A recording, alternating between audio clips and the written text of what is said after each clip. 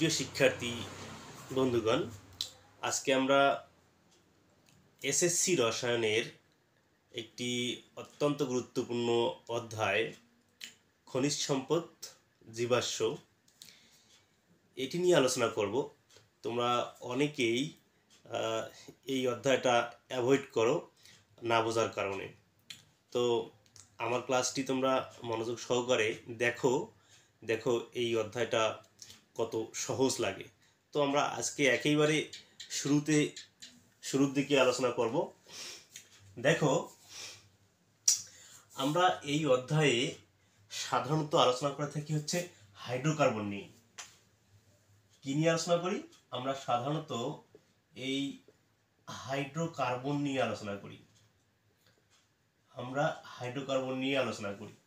তো আসলে আমরা জানি না এই হাইড্রোকার্বনটা আসলে কি, আর এই হাইড্রোকার্বনটা হঠাৎ করে আসলো কোথা থেকে। আমরা পূর্বের অংশটা বাদ দিয়ে হঠাৎ করে হাইড্রোকার্বন থেকে শুরু করি। হ্যাঁ, ফলে আমরা এই হাইড্রোকার্বন কি জিনিস এটা নিয়ে অনেকেই কনফিউশনে থাকি। তো আমরা আজকে দেখব এই হাইড্রোকার্বনটা আসলে আসে কোথা থেকে। ঠিক আছে, তো দেখি। তো দেখো, আমি এখানে কয়েকটা শব্দ লিখে রাখছি। দেখো, একটা হচ্ছে উদ্ভিদ, প্রাণী, এটা হচ্ছে ফাইটোপ্লাঙ্কটন, জুওপ্লাঙ্কটন, লিখছি নিচু জলাভূমি, আরও সাগর মহাসাগর আছে। তোমরা নিশ্চয়ই শুনেছ এই পৃথিবীর বয়স হচ্ছে 4.54 বিলিয়ন। তো নিশ্চয়ই তোমরা জানো এই শব্দটা কত, এই যে 4.54 বিলিয়ন, এই সংখ্যাটা কত বড়। তোমরা যদি এটাকে কোটিতে কনভার্ট করো তাহলে এটা এরকম হবে 454 করোড়, অর্থাৎ 454 কোটি হবে। হ্যাঁ, তো আমাদের এই পৃথিবীর বয়স হচ্ছে 454 কোটি বছর। আচ্ছা, আজ থেকে প্রায় 500 থেকে 600 মিলিয়ন, এই 500 থেকে 600 মিলিয়ন বছর আগে এই পৃথিবীতে এগুলো ছিল, উদ্ভিদ ছিল, প্রাণী ছিল, ফাইটোপ্লাঙ্কটন ছিল, জুওপ্লাঙ্কটন ছিল, নিচু জলাভূমি ছিল, আরো সাগর মহাসাগর সবকিছুই ছিল। তো এই যে 500 থেকে 600 মিলিয়ন বছর আগে, এটাকে যদি আমরা কোটিতে কনভার্ট করি, এটা কত হয়? এটা হবে 50 অথবা 60 করোড়, এত কোটি বছর আগে। এগুলোর কি ঘটনা ঘটছে? এগুলো হচ্ছে বিভিন্ন প্রাকৃতিক বিপর্যয় ঘটছে। কি ঘটছে? বিভিন্ন প্রাকৃতিক বিপর্যয়।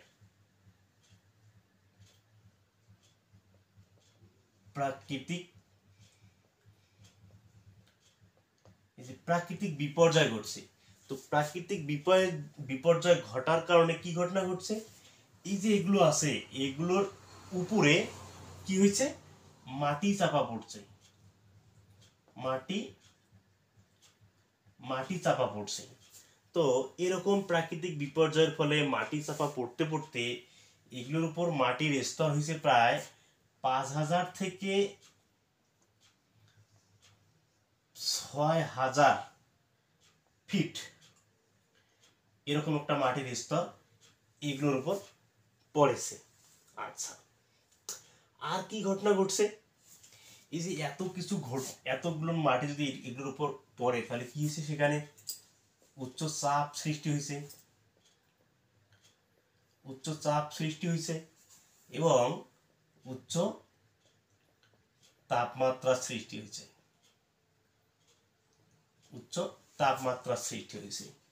তখন উচ্চ চাপ আর উচ্চ তাপমাত্রায় বিভিন্ন ধরনের ভৌত এবং রাসায়নিক পরিবর্তন ঘটেছে। কি হয়েছে? বিভিন্ন ধরনের ভৌত এবং রাসায়নিক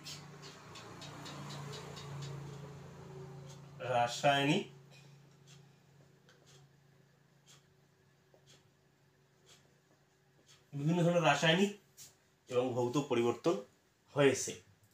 ফলে কি ঘটনা ঘটছে? এইগুলো ঘটার কারণে কি হয়েছে? এই যে উদ্ভিদ আর প্রাণী আছে, এই উদ্ভিদ, বড় উদ্ভিদ এবং বড় যে প্রাণীগুলো আছে সেগুলো থেকে কয়লা সৃষ্টি হয়েছে, সেগুলো থেকে কয়লা সৃষ্টি হয়েছে। আর এইখানে ফাইটোপ্লাঙ্কটন ও জুওপ্লাঙ্কটন দেখছো, এই ফাইটোপ্লাঙ্কটন ও জুওপ্লাঙ্কটন মিলে হয়েছে হচ্ছে পেট্রোলিয়াম। কি হয়েছে? পেট্রোলিয়াম।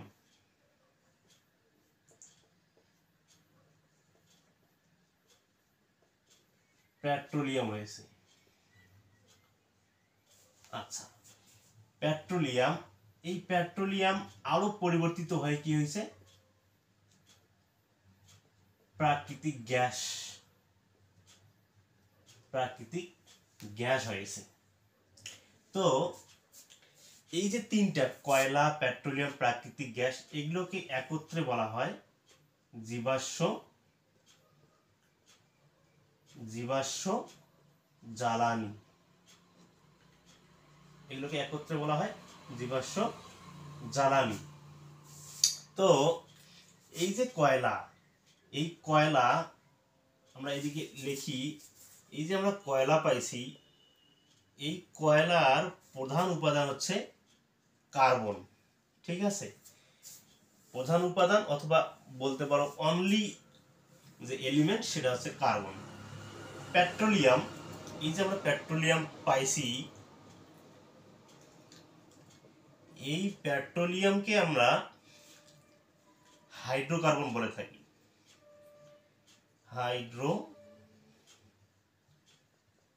হাইড্রোকার্বন, এই পেট্রোলিয়ামকে আমরা হাইড্রোকার্বন বলি। হাইড্রোকার্বনকে আবার এটাও বলা যায়, কি বলা যায়? জৈব যৌগ। তাহলে এই যে পেট্রোলিয়াম আমরা পাইলাম, সেই পেট্রোলিয়ামকে কি বলা যায়? হাইড্রোকার্বন বলা যায়। এবং হাইড্রোকার্বনকে কি বলে? জৈব যৌগ বলে। ঠিক আছে। আর এই হাইড্রোকার্বনের মূল উপাদান হচ্ছে হাইড্রোজেন আর হচ্ছে কার্বন। ঠিক আছে, এই হাইড্রোকার্বনের মূল উপাদান হচ্ছে হাইড্রোজেন আর কার্বন। আচ্ছা, আমরা আরেকটা জিনিস দেখছি, এই পেট্রোলিয়াম আরো পরিবর্তিত হয়ে বা রূপান্তরিত হয়ে কি হয়? প্রাকৃতিক প্রাকৃতিক প্রাকৃতিক গ্যাস সৃষ্টি হয়। হ্যাঁ, আর এই প্রাকৃতিক গ্যাস হচ্ছে methane, ethane, propane, butane, isobutane, pentane, এগুলো নিয়ে আমরা পরে আবার আলোচনা করব। আচ্ছা, এখন তাহলে আমরা বুঝতে পারলাম বা জানতে পারলাম এই হাইড্রোকার্বন আসলে আসে কোথা থেকে। আমরা একটু যদি রিভাইজ করি, তাহলে 500 অথবা 600 মিলিয়ন বছর আগে, আজ থেকে, হ্যাঁ, আজ থেকে 500 অথবা 600 মিলিয়ন বছর আগে এই পৃথিবীতে কি কি ছিল? উদ্ভিদ ছিল, প্রাণী ছিল, ফাইটোপ্লাঙ্কটন, জুপ্লাঙ্কটন, নিচু জলাভূমি, সাগর, মহাসাগর, হ্যাঁ, আর অনেক কিছু ছিল। এগুলো প্রাকৃতিক বিপর্যয়ের ফলে এগুলোর উপর মাটি চাপা পড়ছে। এইরকম পড়তে পড়তে 5000 বা 6000 ফিট পর্যন্ত এগুলোর উপর মাটি চাপা পড়ছে। ফলে কি হয়েছে? এদের উপর উচ্চ চাপের সৃষ্টি হয়েছে এবং উচ্চ তাপমাত্রার সৃষ্টি হয়েছে। ফলে আবার কি হয়েছে? বিভিন্ন ধরনের ভৌত এবং রাসায়নিক পরিবর্তন হয়েছে। ফলে আমরা কি পাইছি? বড় বড় উদ্ভিদ এবং প্রাণী থেকে পাইছি কয়লা, আর ফাইটোপ্লাঙ্কটন ও জুওপ্লাঙ্কটন থেকে পাইছি আমরা পেট্রোলিয়াম। হ্যাঁ, আর পেট্রোলিয়াম আরো পরবর্তীতে রূপান্তরিত হয়ে প্রাকৃতিক গ্যাস সৃষ্টি হয়েছে। হ্যাঁ, তো এই যে কয়লা পাইছি, এই কয়লার প্রধানতম উপাদান হচ্ছে কার্বন, বা একমাত্র উপাদান হচ্ছে কার্বন। আবার এই যে আমরা পেট্রোলিয়াম পেয়েছি, এই পেট্রোলিয়ামকে আমরা হাইড্রোকার্বন বলতে পারি। আবার এই হাইড্রোকার্বনকে কি বলি? আমরা জৈব যৌগ বলি। আর এই হাইড্রোকার্বনের মূল উপাদান হচ্ছে হাইড্রোজেন আর কার্বন। ঠিক আছে, এই হাইড্রোকার্বন নিয়ে আমরা বা এই জৈব যৌগ নিয়ে আমরা এই অধ্যায়ে বিশদ আলোচনা করব। ঠিক আছে। আচ্ছা, এই পেট্রোলিয়াম আবার কি হয়? আরো পরিবর্তিত হয়, কি হয়? প্রাকৃতিক গ্যাস হয়। প্রাকৃতিক গ্যাসের মধ্যে মিথেন থাকে প্রায় 80%, ইথেন থাকে 7%, এরকম থাকে। হ্যাঁ, তো এগুলো নিয়ে আমরা পরে আলোচনা করব।